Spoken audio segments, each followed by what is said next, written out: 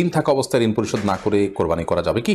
শরীকদের কারো পুরো বা অধিকাংশ উপার্জন হারাম হলে কি সবার কোরবানি বাতিল হয়ে যাবে? কোরবানির গোশত বন্টনের উত্তম পদ্ধতি কি? গোশত 3 ভাগ করা কি আবশ্যক? মৃতের পক্ষ থেকে কোরবানি করা যাবে এবং সেই গোশত কি নিজেরা খেতে পারবে?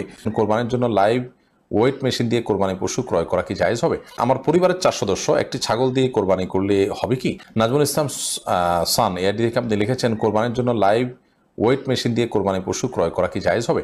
লাইভ ওয়েট মেশিন দিয়ে কোরবানির পশু আপনি কিনতে পারেন এটার ন্যায্যতা নিশ্চিত করার জন্য। গোষ্ঠটা আমার উদ্দেশ্য না, কিন্তু আমি ন্যায্য মূল্য পাচ্ছি কিনা জাস্ট এটা অনুমান করার জন্য আপনি এটা করলেন, তা হতে পারে। কিন্তু আপনি নিছক গোশতটাই মুখ্য, আমার গোশত বাজারে কত, তাইলে আমি এই কোরবানি গরু করবো না ছাগল করব, আমার লস পড়ছে, দাম বেশি পড়ছে, এরকম উদ্দেশ্য থাকলে সেটা জায়েজ হবে না। জাস্ট আমাকে বিক্রেতা ঠকাচ্ছে কিনা এটি নিশ্চিত হওয়ার জন্য, আমি তো গরু কেনা বেচাতে অভ্যস্ত না, এই জন্য লাইভ ওজন থেকে আমি একটা আইডিয়া করার চেষ্টা করলাম, জাস্ট ন্যায্যতার জন্য। উদ্দেশ্য যদি সেটি হয় জায়েজ আছে। এমনি তার আগে আপনি লিখেছেন, আমার পরিবারের 4 সদস্য একটি ছাগল দিয়ে কোরবানি করলে হবে কি? আপনার 4 সদস্য বলতে আপনার স্ত্রী ছেলে মেয়ে তারা যদি হয়, তাহলে সেক্ষেত্রে আপনার ছোটো বাচ্চা কাচ্চা থাকলে তাদের তরফ থেকে আপনি পরিবারের কর্তা হিসাবে আপনি উপার্জনকারী, আপনার উপর কোরবানি বর্তায়, সেই হিসাবে আপনি কোরবানি করবেন, এটা ছাগল দিলেই যথেষ্ট হবে ইনশাআল্লাহ তাআলা। নবী সাল্লাল্লাহু আলাইহি ওয়াসাল্লাম হাদিসে বলেছেন, প্রত্যেক পরিবারের তরফ থেকে একটি করে কোরবানি বর্তায়। কিন্তু পরিবারে যদি একাধিক সদস্য তারা তাদের ভিন্ন ভিন্ন ইনকাম থাকে, আলাদা আলাদা সামর্থ্য থাকে, তৌফিক থাকে, তাহলে সেক্ষেত্রে সেটি ভিন্নতর বিষয়। শহীদুল আপনি লিখেছেন, শরীকদের কারো পুরো বা অধিকাংশ উপার্জন হারাম হলে কি সবার কোরবানি বাতিল হয়ে যাবে? হানাফি মাযহাবের উলামা ইকরাম এর দৃষ্টিভঙ্গি হলো সবার কোরবানি বাতিল হয়ে যাবে। যদি এখানে একটা এহরাকে দম হচ্ছে, একটা পশু জবে হচ্ছে, অথবা একটা পশু জবের আংশিক নিয়ত খারাপ হলে পুরোটাই সেটার আওতাভুক্ত হয়ে যায়। যদিও সৌদি আরবের স্কলার উলামা ইকরাম তারা এক্ষেত্রে ভিন্ন মত পোষণ করেন। তারা বলেন যে না, আল্লাহ বলেছেন ওয়াল্লা তাজরু ওয়াজরাতান উজরা উখরা, একজনের পাপের বোঝা আরেকজন বহন করবে না। যিনি হারাম উপার্জন করছেন তিনি তার পাপ বোঝা বহন করবেন, আরেকজন তিনি হারাম উপার্জন করছেন না, তার হালাল থেকে করেছেন, তিনি কেন এর দায় বহন করতে চাবেন? অতএব তাদের মত হলো যে যার উপার্জন হালাল তারটা হয়ে যাবে, যারটা হারাম তারটা হবে না। এরপরে মঞ্জুর হাসান আপনি লিখেছেন, মৃতের পক্ষ থেকে কোরবানি করা যাবে এবং সেই গোশতকে নিজেরা খেতে পারবে? মৃত ব্যক্তির তরফ থেকে যদি আপনি নিজের তরফ থেকে কোরবানি করেন, আপনি করতে পারেন এবং সেই গোশত আপনি খেতে পারেন। নবী করিম সাল্লাল্লাহু আলাইহি সাল্লাম সাহাবী আলী রাদিয়াল্লাহু তাআলা তিনি কোরবানি করেছেন।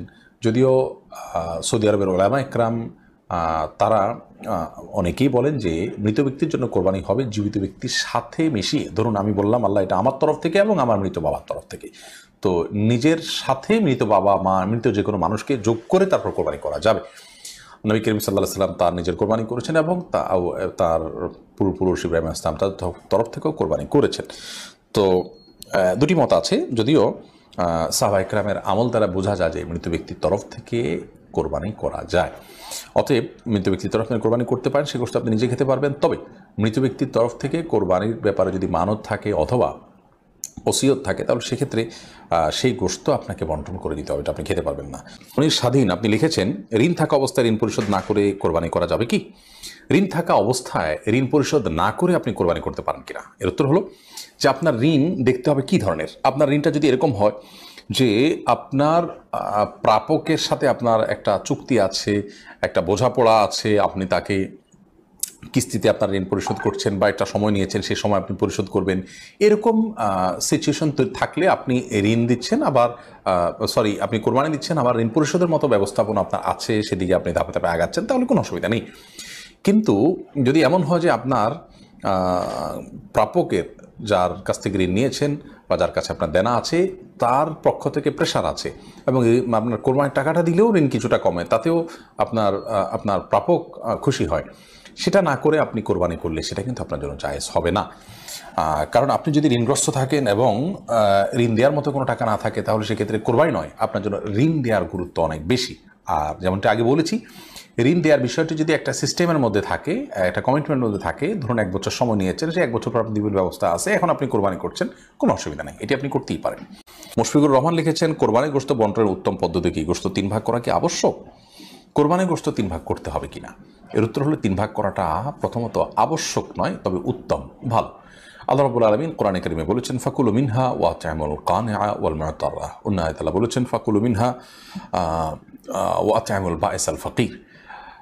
খোলাসা কথা হলো, আল্লাহর নির্দেশনা হলো তোমরা কোরবানির গোশত থেকে নিজেরা খাও এবং যারা অভাবী মানুষ দুস্থ তাদেরকে দাও, আর যারা অভাবী দুস্থ নয়, তোমাদের আত্মীয় স্বজন প্রতিবেশী, তাদের সাথে শেয়ার করো। অর্থাৎ এই 3 ভাগে ভাগ করে আপনি কোরবানি গোশত দিলে বা ব্যয় করলে, খরচ করলে সেটা উত্তম। কিন্তু 3 ভাগ সমান হারে করতে হবে, দেশে দিক করা যাবে ব্যাপারটা এরকম না। আপনি নিজের জন্য একটু বেশি রাখলেন, গরিবকে দিলেন একটু বাড়িয়ে, প্রতিবেশী একটু কম দিলেন, অথবা আপনি নিজের জন্য খুব কম রাখলেন, গরিবদেরকে বেশি দিয়ে দিলেন, করতে পারে একটু। মানে 3টা ক্যাটাগরিতে ভাগ করবেন, এটা হলো মূল বিষয়। এখন সমান করে 3টাই করতে হবে এমনটা বাধ্যতামূলক না, তবে সমান করে 3টা করতে পারলে সেটা অবশ্যই ভালো। আল্লাহ 3 ভাগ করতে বলছেন, আপনি এটাকে সমান করে করছেন, গণমুখ মানার চেষ্টা করেছেন, এটা ভালো, প্রশংসনীয়। কিন্তু এটাকে বাধ্যবাধক বিষয় মনে করা যাবে না। আমরা অনেকে এটাকে অনেক আবশ্যক বানিয়ে ফেলেছি।